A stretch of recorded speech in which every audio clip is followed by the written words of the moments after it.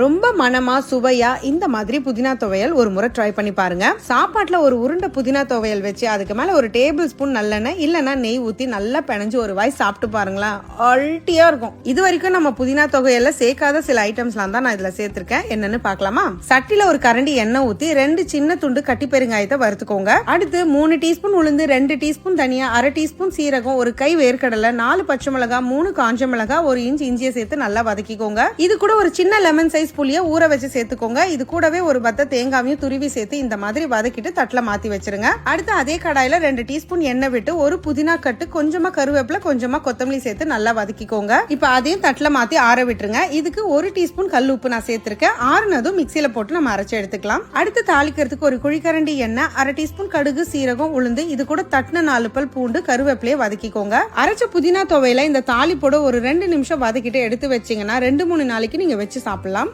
எப்படி? சோ யாரெல்லாம் ட்ரை பண்ண போறீங்க? Download ShareChat.